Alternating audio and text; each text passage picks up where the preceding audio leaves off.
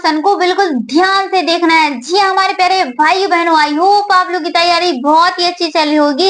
आज के इस वीडियो में हम आपको ऐसी ऐसी ट्रिक बताएंगे ना जो आपके एग्जाम में बहुत ही ज्यादा काम आने वाली है। अगर आपका क्वेश्चन स्क्रीन पर आ जाता है तो तुरंत ही आप उसका बिल्कुल करेक्ट आंसर लगा के आ जाएंगे। तो वीडियो के लास्ट तक बने रहना है, एक एक क्वेश्चन को बड़े ध्यान से देखना है। चलिए सबसे पहला क्वेश्चन यहाँ पर हम स्टार्ट करते हैं।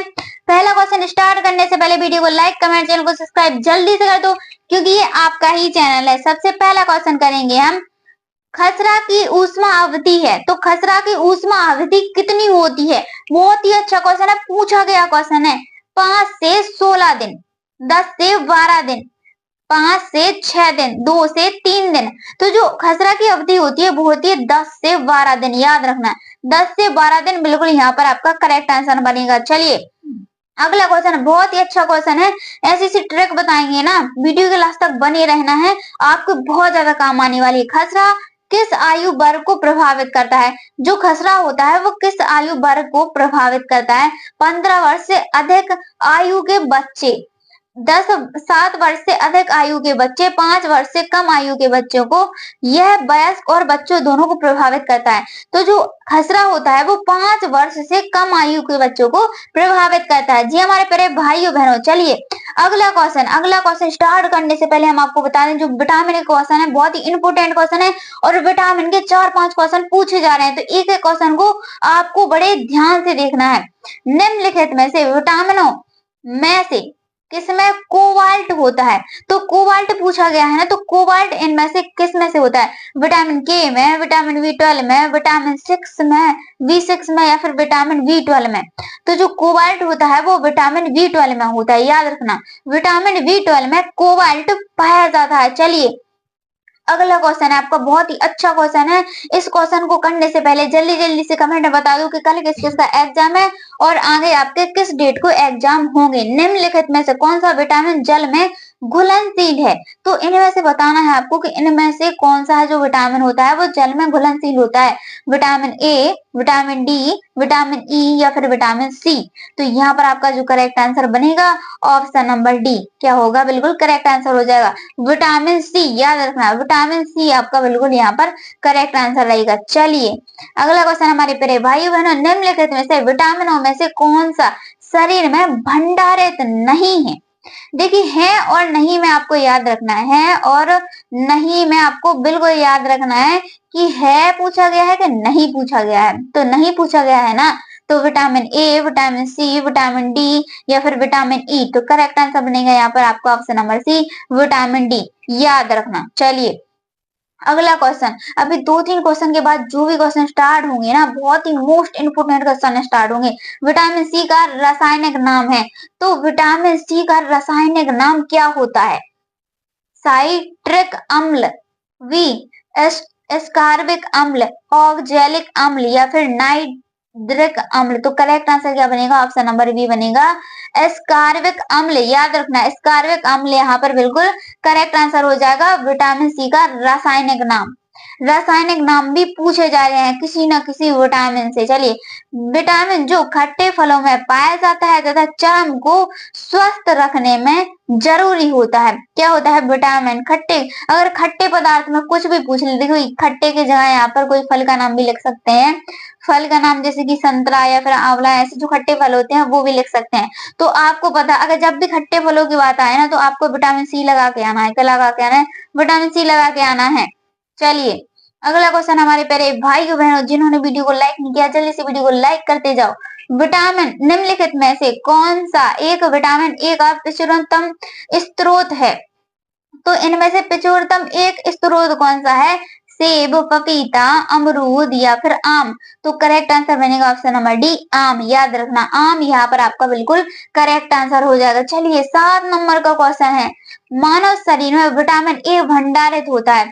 तो मानव शरीर में विटामिन ए कहाँ भंडारित होता है। ए यकृत में, बी त्वचा में, सी फुसफुस में, डी या फिर वृक्क में। तो करेक्ट आंसर क्या बनेगा, ए बन जाएगा। ए बन जाएगा हमारे प्यारे भाइयों बहनों यकृत में। याद रखना यकृत बिल्कुल यहाँ पर आपका करेक्ट आंसर हो जाएगा। चलिए अगला क्वेश्चन बहुत ही मोस्ट इंपोर्टेंट क्वेश्चन है, निम्नलिखित में से कौन सा विटामिन ए का सर्वोत्तम स्रोत है।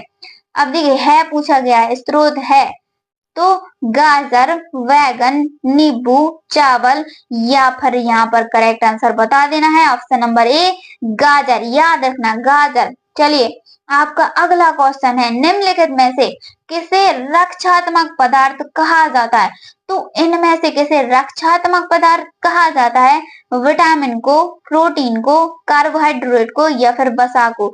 तो करेक्ट आंसर बनेगा ऑप्शन नंबर ए, किसको कहा जाता है? विटामिन को कहा जाता है। याद रखना भाई, हम आपको इसीलिए ये क्वेश्चन दोबारा बोल रहे हैं ताकि आपको ये क्वेश्चन यही की यही याद होते जाए। निम्नलिखित में से किसी से ऊर्जा प्राप्त नहीं होती? देखिए नहीं पूछा गया है ना, तो ऊर्जा किन में से प्राप्त नहीं होती है? वसा से तो प्राप्त होती है, हार्मोन से भी। चलिए अगला क्वेश्चन देखते हैं। यहाँ पर ऑप्शन है आपका प्रोटीन, विटामिन, तो यहाँ पर करेक्ट आंसर हो गया होगा विटामिन। क्या होगा यहाँ पर? विटामिन आपका बिल्कुल करेक्ट आंसर हो जाएगा। अगर किसी क्वेश्चन का आंसर थोड़ी बहुत भी मिस्टेक होता है ना, तो आप हमें जरूर कमेंट बताना कि मैम इसका आंसर थोड़ी मिस्टेक हुआ है, हम उसका आपको आंसर जरूर देंगे।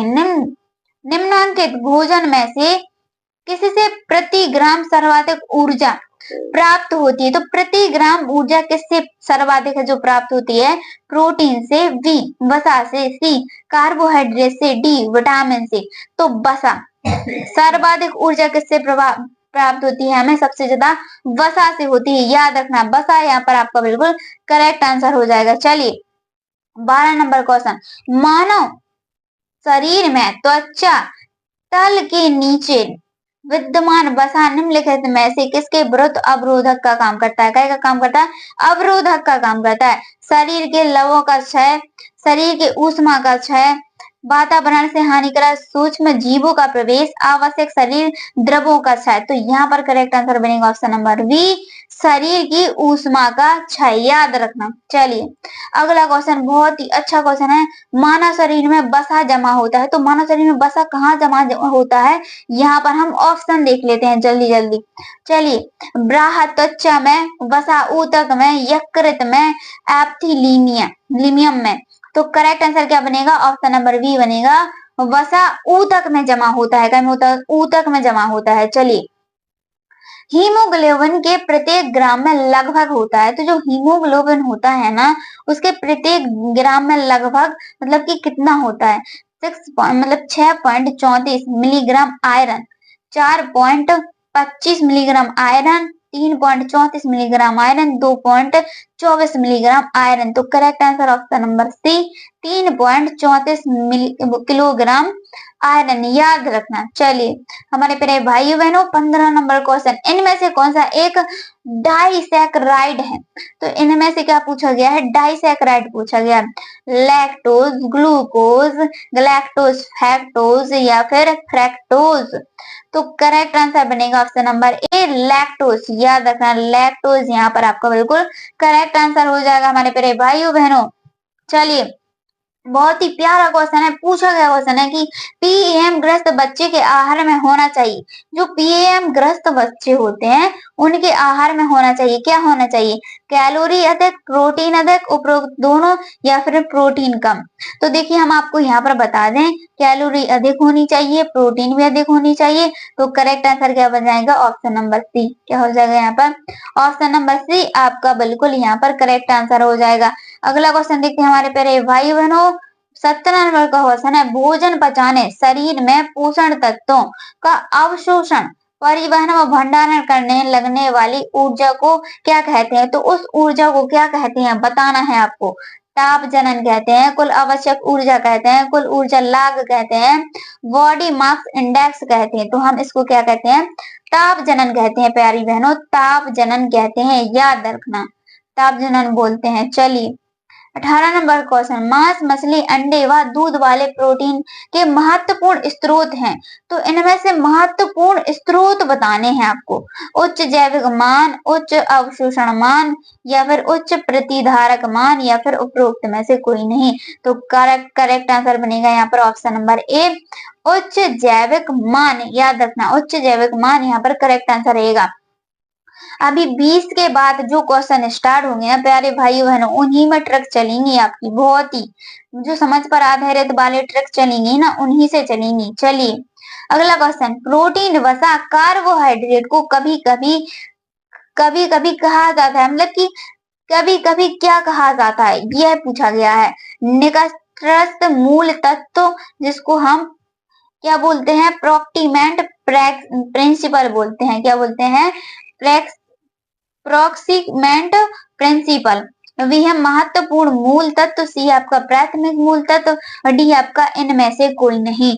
तो यहाँ पर आपका जो करेक्ट आंसर बनेगा ऑप्शन नंबर ए बन जाएगा, निकट मूल तत्व प्रोक्सीमेंट प्रिंसिपल, याद रखना। चलिए अगला क्वेश्चन हमारे प्यारे भाइयों बहनों, विटामिन ई वह मुख्य लिपिड घुलनशील विटामिन है जिसमें डैश होता है, तो क्या होता है, देखते हैं हम यहाँ पर ऑप्शन।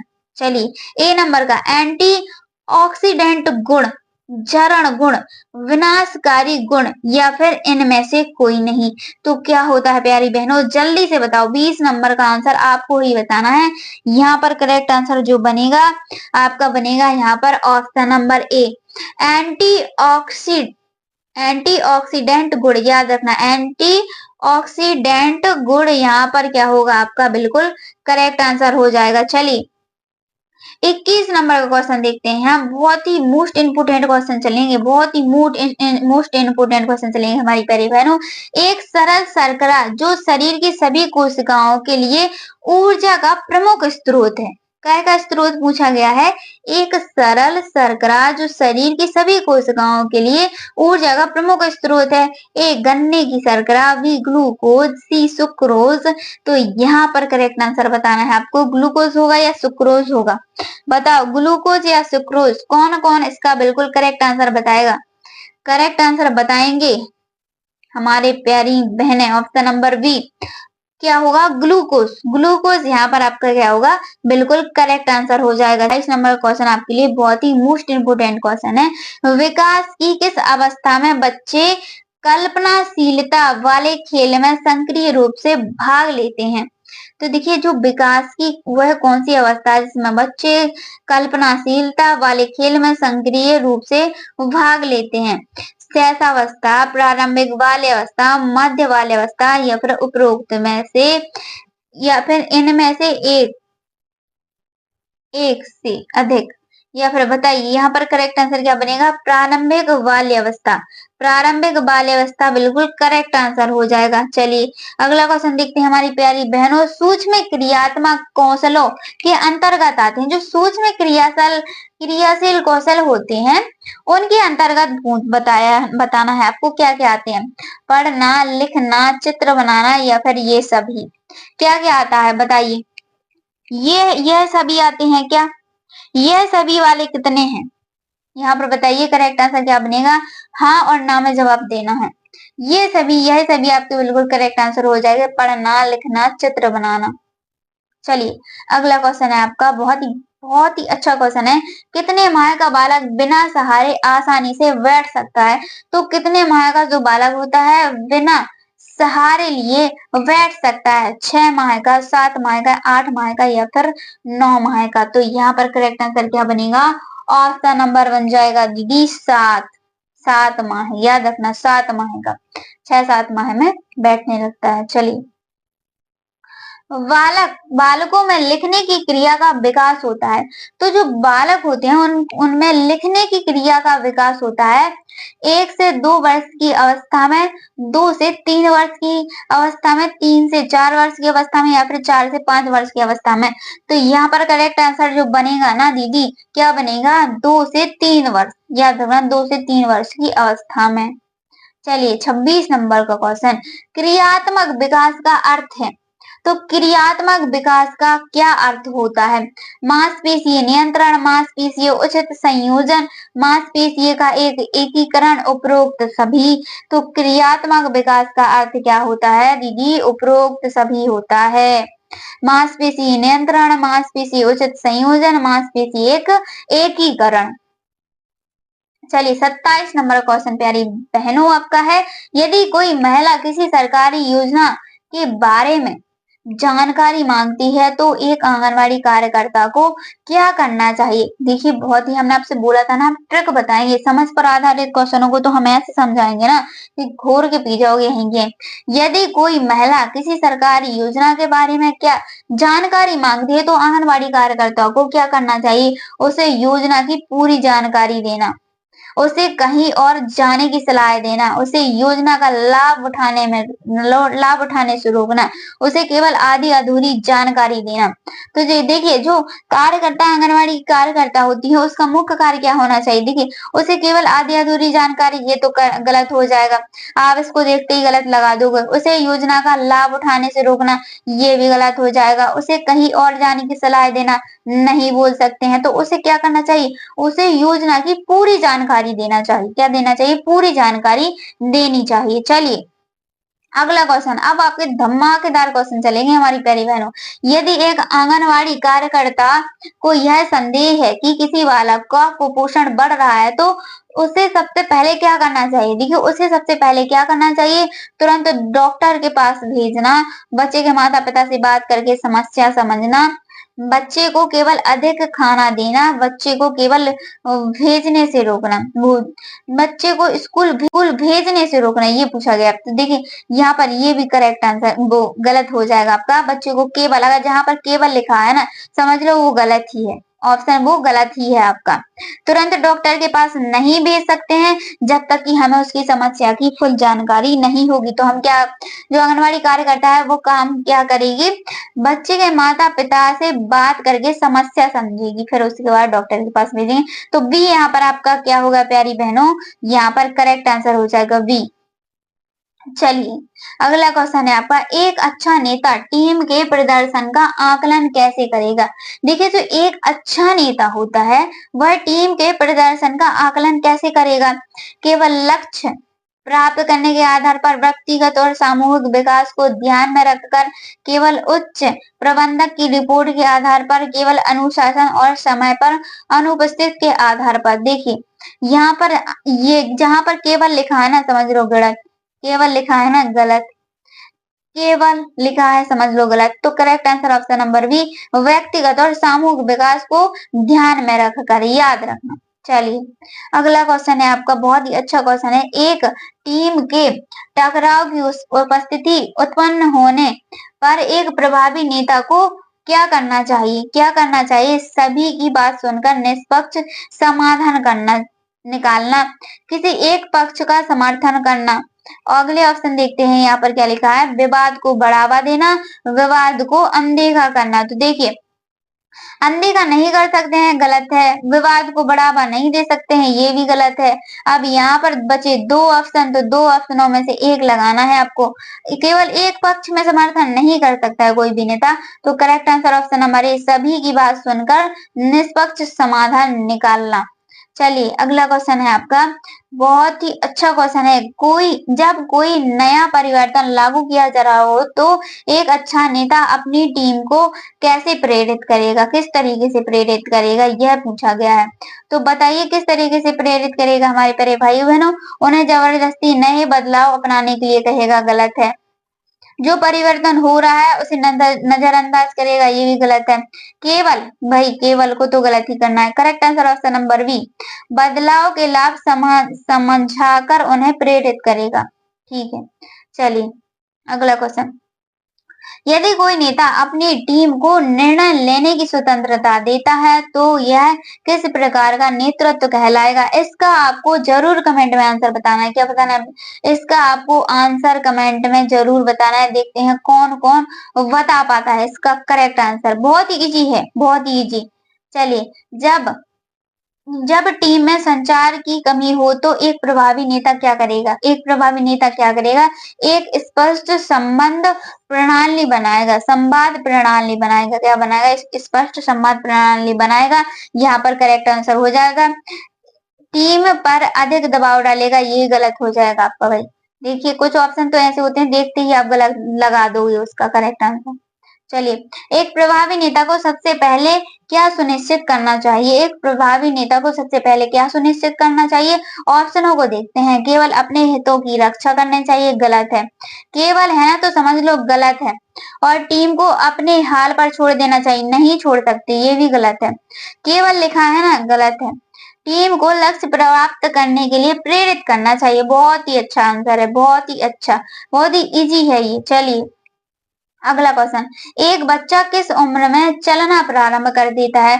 तो जो एक बच्चा होता है वह किस उम्र में चलना प्रारंभ कर देता है? 9 महीने में, 12 महीने में, 14 महीने में या फिर 18 महीने में? तो 14 महीने यहाँ पर क्या हो जाएगा? करेक्ट आंसर हो जाएगा। चलिए अगला क्वेश्चन देखते हैं। किस उम्र में बच्चे हाथों और उंगलियों पर नियंत्रण हासिल कर लेते हैं? काय पे?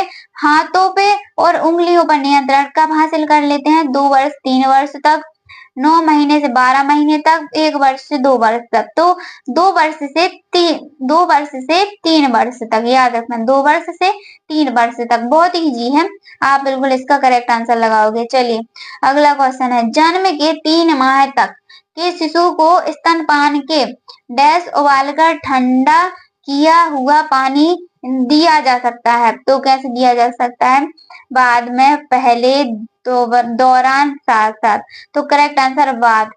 बाद उबालकर ठंडा पानी हुआ पानी दिया जा सकता है, याद रखना। चलिए नवजात शिशु फ्राइड मनोलैंगिक सिद्धांत की किस अवस्था में होते हैं?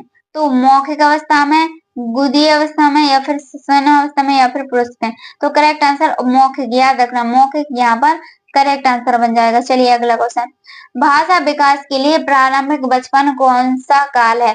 तो भाषा विकास के लिए पूछा गया, भाषा विकास के लिए प्रारंभिक बचपन कौन सा काल है? महत्वपूर्ण, अति संवेदनशील, निरपेक्ष या फिर कम महत्वपूर्ण? बताइए, महत्वपूर्ण है, अति संवेदनशील है, निरपेक्ष है या फिर कम महत्वपूर्ण है? तो करेक्ट आंसर बनेगा ऑप्शन नंबर ए, अति संवेदनशील है। क्या है? अति संवेदनशील है। चलिए अगला क्वेश्चन हमारी प्यारी बहनों, बहुत ही अच्छा क्वेश्चन है। भाषा विकास के क्रम में अंतिम क्रम है, तो मतलब अंतिम क्रम कौन सा है? पूछा गया है यहाँ पर कि भाषा विकास के क्रम में अंतिम क्रम, ध्वनि पहचानना, ध्वनि उच्चारण, शब्दोच्चारण या फिर भाषा विकास की पूर्णतः? बताइए इसका करेक्ट आंसर क्या बनेगा? जल्दी जल्दी बताइए, इसका करेक्ट आंसर बनेगा आपका ऑप्शन नंबर डी, भाषा विकास की पूर्णता। क्या बनेगा? भाषा विकास की पूर्ण अवस्था, सॉरी पूर्णता नहीं है, पूर्ण अवस्था है। क्या है? पूर्ण अवस्था है। वीडियो चली गई तो वीडियो को लाइक, कमेंट, चैनल को सब्सक्राइब जल्दी से कर दो। धन्यवाद, राधे राधे, मिलते हैं नेक्स्ट वीडियो में।